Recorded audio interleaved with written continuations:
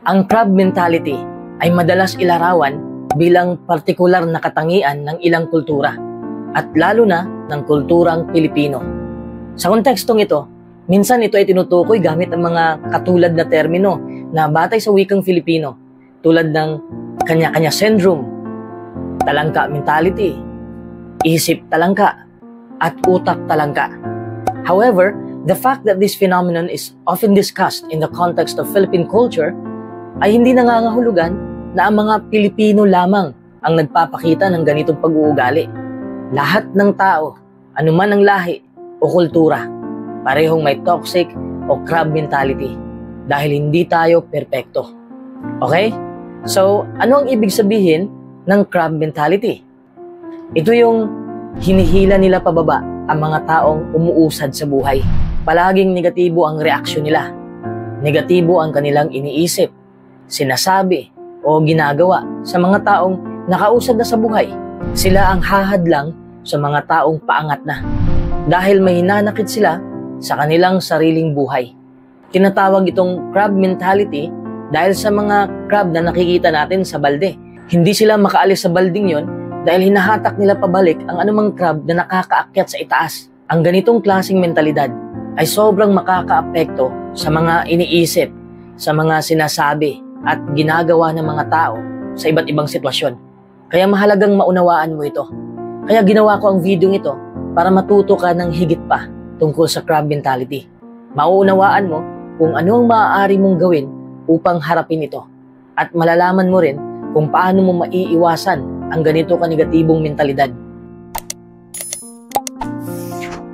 Isang halimbawa ng crab mentality ay ang tao na nagkalat ng masamang balita sa kanilang kumpanya tungkol sa isang katrabaho na nakikita niyang may posibilidad na ma-promote. Sisiraan nila ang taong yon kahit wala naman silang benepisyo sa paggawa ng mga kalokohang ito. Hindi lang yan nangyayari sa workplace. May mga crab mentality rin sa paaralan. Binubuli nila yung mga estudyanteng mas pa sa kanila. How about sa pananalapi? Sa finances mo? Hate na hate ka ng mga taong toxic ang mindset. Kapag nakikita nila ang progress mo sa buhay, pagsasabihan kang mayabang. How about physical health? Ayaw nilang makita na nagda-diet ka, nag-i-ehersisyo ka. Sasabihin nila na sobrang arte mo na at yayayain ka nilang uminom at manigarilyo at ano pang nakakasira ng katawan mo. At pagdating naman sa social situation, kung nakikita ka nila na gumagawa ng panibagong bagay tapos nakikipag-engage ka sa ibang tao, sasabihin nila na nagbago ka na. Hindi ka na namamansin o ano-ano pang sasabihin nila na hindi maganda para lang makonsensya ka. May panganib ba ang crab mentality? Ang crab mentality ay may dulot na negatibong issue sa mga taong may ganitong pag-uugali. At hindi lang sa kanila, pati na rin sa mga taong tinitira nila. Masisira ang kanilang progress at mararamdaman nila na para silang mag-isa sa buhay. Hindi na sila makikipaghalubilo kasi natatakot na sila na baka may masabi na naman ang mga taong may crab mentality. Magiging negatibo na ang pananaw nila sa buhay. Kung may epekto man itong negatibo sa mga taong tinitira nila, paano pa kaya sa mga taong may ganito ka-negatibong mentalidad? Di ba? Kasi isipin mo, ang mga taong may utak talangka, nagsasayag lang sila sa kanilang oras sa kakagawa ng mga bagay na hindi naman nila ikakaunlad. Wala naman silang makuha sa panghihila nila sa ibang tao. As I've said, it can amplify negative emotions. Nagiging sakim na sila. Sobra na ang inggit sa katawan. Hindi na maganda ang ginagawa nila sa kanilang kapwa at marami pang iba. Bakit may crab mentality ang mga tao?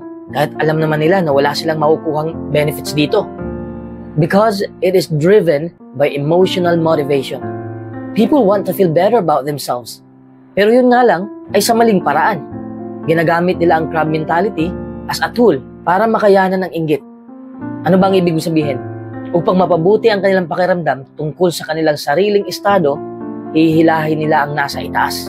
Nasasaktan sila kapag nakita nila ang iba na umaangat na. Tapos nasa baba pa rin sila. Ayaw nila ng ganun. Kaya ginagamit nila ang crab mentality para pagtakpan ng kanilang inggit. Iba kasi ang pananaw ng mga taong may crab mentality. Naniniwala kasi sila na ang pag-angat ng ibang tao ay kapalit ng kanilang pagkabagsak. Even though that's not the case, pwede namang umangat tayong lahat, di ba? Kung may kasamahan ka o kaibigan na may crab mentality, huwag mong hayaan na mahawa ka sa kanilang galaw. Ito kasing napapansin ko sa lipunan natin. People start displaying this mentality because they see others doing the same. Ginagaya nila ang lahat ng galaw ng ibang tao dahil naniniwala sila na makakakuha sila ng atensyon o satisfaction kung yun din ang gagawin nila. So please, huwag ka nang dumagdag. Okay? People can have a crab mentality for various reasons, such as because they're trying to feel better about themselves, because they view other people's progress as coming at their own expense, or because they see others displaying the same kind of mentality. Pero ang tanong, paano natin malalaman kung may crab mentality ang isang tao? Kasi hindi naman natin alam kung nanghihila ba pababa ang isang tao, o hindi natin alam na tinitira na pala tayo. Di ba? Kaya mahalagang malaman kung ang isang tao ba, kasama ka na doon, ay may crab mentality. Ang pangunahing palatandaan ng crab mentality ay isang tao na madalas na sumusubok na hadlangan o siraan ang iba. Halimbawa, kung may kaibigan ka na sinisiraan o dinidiscourage ang iba, kaya rin nilang gawin yun sa'yo. So it means, kailangan mo nang lumayo. Sige, pag-usapan natin ito ng mabilis. Number 1 sign, negatibo ang palagi nilang sinasabi sa isang tao. Number 2, pangit ang reaksyon nila kung may naabot ang isang tao. Number 3, nakikijoin sila sa tagumpay ng iba para malaman nila kung paano nila yun sisirain. Number 4, naiinggit sila sa naabot ng iba. Number 5, ang pagtingin nila sa iba ay kakompetensya nila, pero ang totoo ay sarili lang pala nila ang kanilang kalaban. Number 6, masaya sila sa pagbagsak ng iba. Pupunta pa ang mga yan para mag-comfort, pero deep inside, tuwang-tuwa sila sa nangyari. Number 7, wala silang pake sa emosyon mo. Number 8, ayaw kanilang maging kakampi kasi ayaw nilang ikaw pa ang unang umangat dahil sa kanilang pagtulong. Number 9, palaging nagrereklamo at namumuna ng kamalian pero wala silang ginagawang solusyon para mawala ang problema. Number 10, kulang ang kanilang tiwala sa kanilang sarili at may hinanakit sa sariling kakayahan, mga nagawa o katayuan ng iba. Pero gumagawa naman sila ng paraan para mas mahasa pa ang kanilang kakayahan, para may maabot sila at para mag-iba ang katayuan nila sa buhay. Pero anong klaseng paraan yon? Ang hadlangan ng iba para walang sagabal sa kanilang paglalakbay. Pero ano ang gagawin natin kung sa palagay natin tayo na mismo ang may crab mentality? Ang unang hakbang is to recognize the fact that you're displaying it or that you're about to do so. Magagawa mo ito sa pamamagitan ng pag-alam sa mga karaniwang senyales ng crab mentality. Kung pasok ka ba sa 10 signs na yan, ngunit ang pangunahing bagay na dapat isaalang-alang ay kung ang iyong mga iniisip, pahayag o aksyon ay may kasama bang negatibo. I mean, dinidiscourage mo ba ang iba? O sinabotahe mo ba ang isang tao ng walang magandang dahilan? Once na-realize mo na may crab mentality ka, dapat mong lutasin kaagad ang mga pinagmumula ng problema na naging dahilan ng iyong negatibong pag-uugali.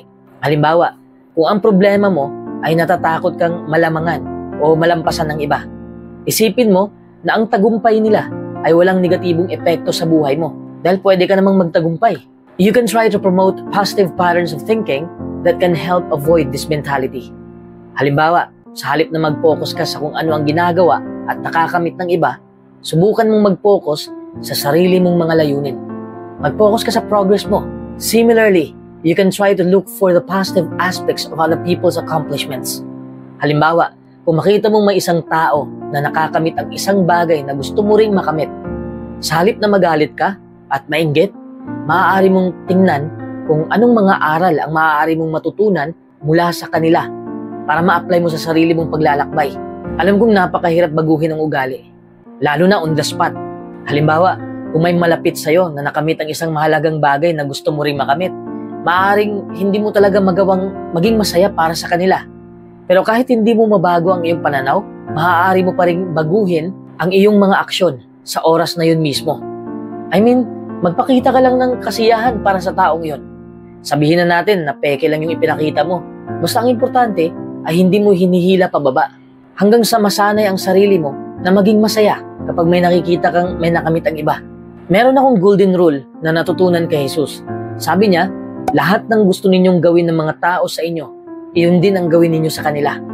Which is a moral principle that denotes that you should treat others the same way you would like to be treated yourself. Sa konteksto ng crab mentality, ang paggamit ng golden rule ay maaaring magbukas sa iyong isipan at maitanong mo sa sarili mo, paano ko gustong tratuhin ako ng iba kung nagawa ko ang bagay na ito? At pagkatapos ay kumilos ng naaayon sa iniisip mo. Sa kabuuan, upang maiwasan ang crab mentality, dapat mong kilalanin na ito ay isang negatibong issue sa buhay. Tapos tugunan mo ang mga pangunahing isyong yon at baguhin mo rin ang iyong pananaw tulad ng pag-focus sa mga aral na maaari mong matutunan mula sa tagumpay ng ibang tao. Bukod dito, sa mga pagkakataong hindi mo maiiwasan ang ganitong pag-iisip, maaari mo pa ring iwasan na hayaan itong kontrolin ang iyong mga aksyon by making sure to avoid making unnecessary disparaging comments. Ngayong nakontrol mo na ang iyong sarili, paano naman natin maiwasan ang ibang tao na may crab mentality? Pareho pa rin kung paano mo kinilala ang sarili mo. Recognize this crab mentality in other people. Pero dapat mong intindihin kung paano naapektuhan ng crab mentality na ito ang kanilang mga iniisip, sinasabi, at ginagawa. At intindihin mo rin kung ano ang nagiging sanhi ng pagkakaroon nila ng ganitong mentalidad sa simula pa lang. Tapos may ilang bagay na maaari mong gawin bilang response. Hindi ko sinasabi na dapat silang iwasan kaagad. Kung may maitutulong ka, tulungan mo sila. Subukan mong baguhin ang kanilang pag-iisip at asal ng direkta. Tulungan mo silang makita ang kanilang sitwasyon. Turuan mo sila tungkol sa golden rule na sinabi ni Jesus at sabihin mo sa kanila na mas mabuting i-apply ito. Maaari mo ring gawin ang mga bagay tulad ng pagsabihan sila tungkol sa kanilang pag-uugali o ipaliwanag mo sa kanila kung bakit ang kanilang pananaw ay nagiging problema para sa mismong sarili nila at sa ibang tao. Pero paano kung ayaw nilang magbago? Ganun pa rin ang mindset at ugali nila. Mag-focus ka na lang sa sarili mo. Mag-focus ka sa mindset at ugali mo. Kasi hindi mo makukontrol o mapipilit ang tao na magbago. But at least may ginawa ka. Pagkatapos ng ginawa mo, pwede mo na silang iwasan.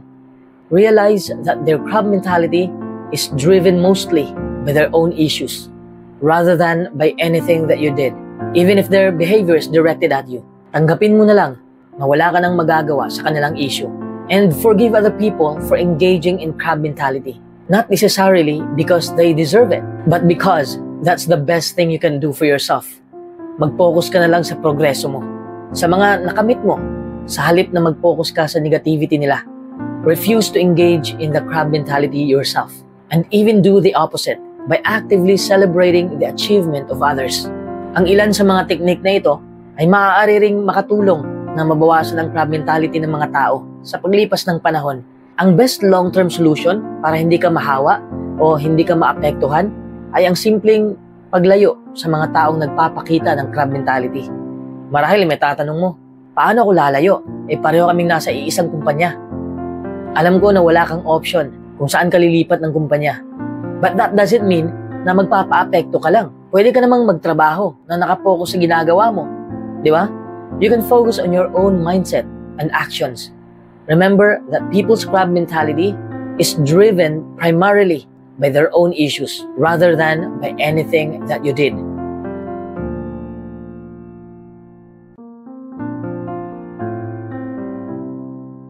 Tatlong uri ng mga kaibigan na wala dapat pwesto sa buhay mo. Ang kaibigan ay isang mahalagang elemento sa tagumpay o kabiguan ng isang tao. Ano ang ibig kong sabihin? Kung peke ang kaibigan mo, babagsak ka. Kung tunay ang kaibigan mo, sila ang tutulong sa'yo na magtagumpay ka sa buhay.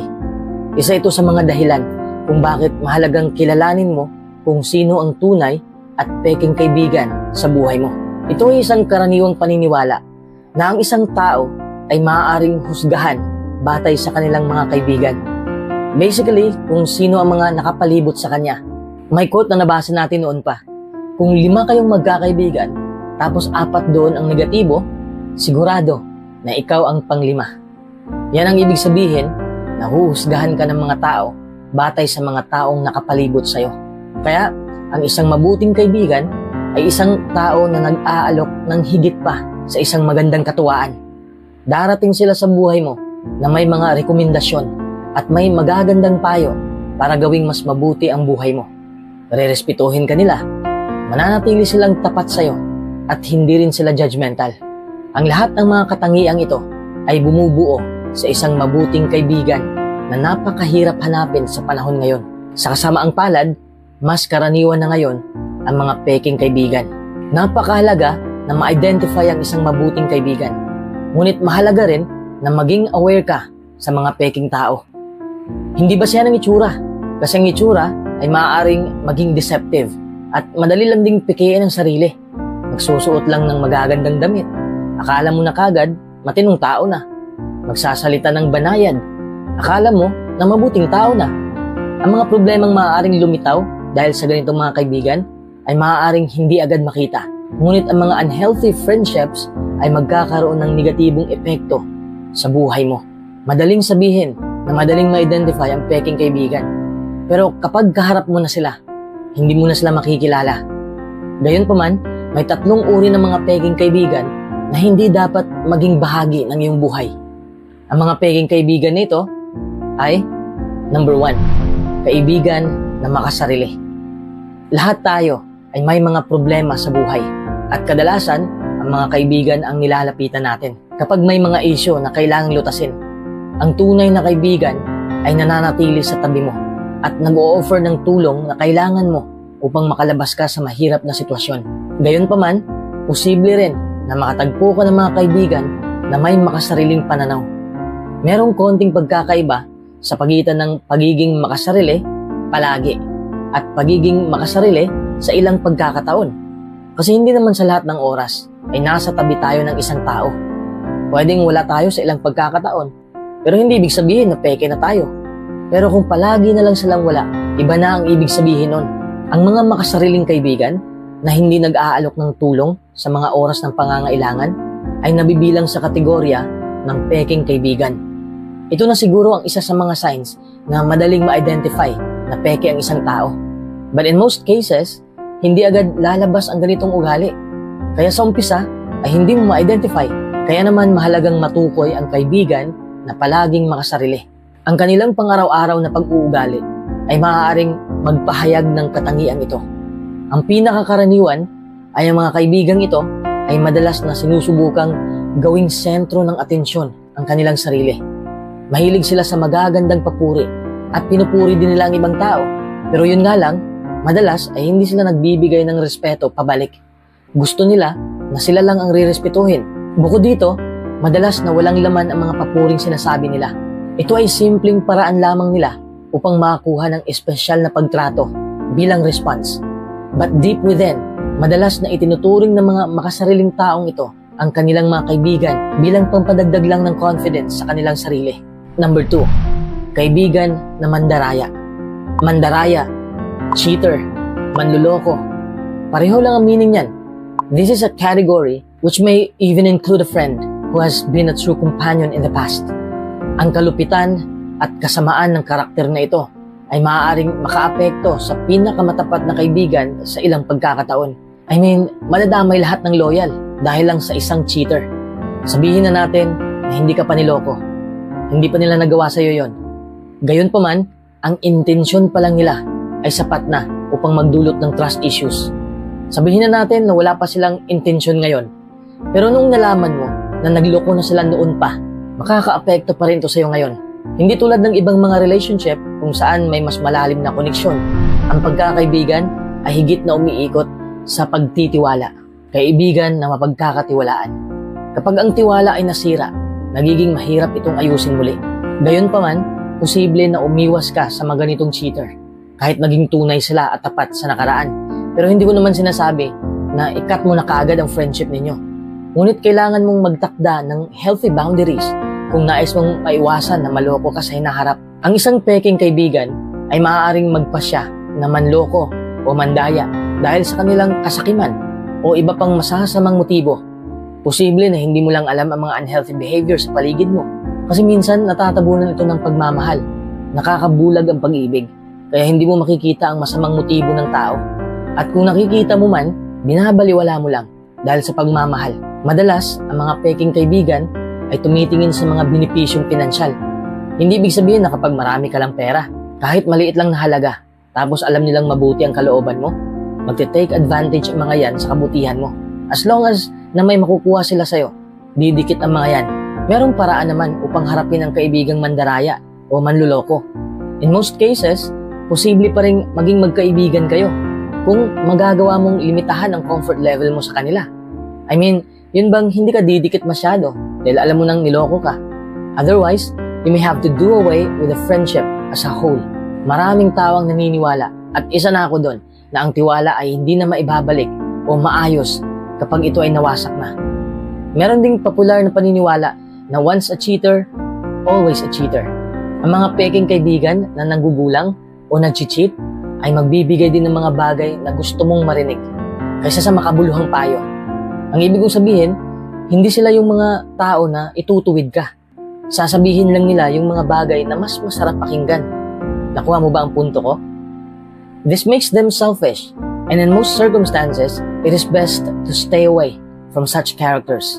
Number 3, kaibigan na mapanlinlang. Isa sa pinakamasamang katangian na meron sa isang kaibigan ay ang mapanlinlang na pag-uugali.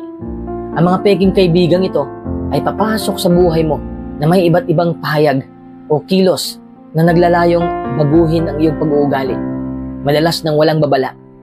Ang mga ganitong mapanlinlang na pag-uugali ay makikinabang lamang ang peking tao. Susubukan din ng taong ito na ipaniwala sa'yo na nasa tamang landas ka. Ito ay isa sa pinakamasamang katangian dahil maaaring mahirapan ang biktima na tanggapin na sila ay minamanipula once it goes beyond a certain stage. Ang pagkakaibigan sa isang mapanlinlang na tao ay magdudulot lamang sa'yo ng malalim na pagsisisi at masasayang lang ang mga opportunity. Ang mapanlinlang na pag-uugali ay tiyak na isa sa mga pinakamapanganib na katangian ng isang peking kaibigan. They can make you move in the direction that they want. Minamanipula ka, kinukontrol ka nila. Maaari itong magkaroon ng seryosong epekto sa buhay mo. Dahil maaari kang masaktan, hindi lamang sa financial na aspeto, pati na rin sa emotional. Madalas, ang peking kaibigan ay kumikilos ng ganito. In order to make their climb up the social ladder, ang mga ganitong peking kaibigan ay may maraming mga pakana upang manipulahin ka at lokohin ka para matupad ang kanilang layunin. Ang mga humaharap na sa ganitong mga pag-uugali ay alam na nila na ang mapanlinlang na peking kaibigan ay hindi mapagkakatiwalaan sa anumang pagkakataon. Ang ganitong uri ng kaibigan ay bigla na lang mawawala kung naabot na nila ang kanilang layunin dahil hindi ka na nila kailangan. For these reasons, kailangan mong tukuyin ang mga mapanlinlang na peking kaibigan sa lalong madaling panahon dahil ang ganitong uri ng tao ang pinakamapanganib sa listahang ito. Isang pag-aaral noong 2016 ang nag-ugnay ng manipulasyon sa kakulangan ng mahalagang katangian ng pagkakaibigan tulad ng kakayahang ipahayag ang mga personal na damdamin at saloobin, pagbibigay ng aliw kapag kinakailangan, o simpleng pagiging masayang kasama. Kulang sila ng ganung mga bagay. Ang mga kaibigan ay maaaring maging pinakamalaking yaman sa buhay ng sinuman. Ngunit maaari rin silang magdala ng problema kapag nakipagkaibigan ka sa mga taong nagnanais na samantalahin ka.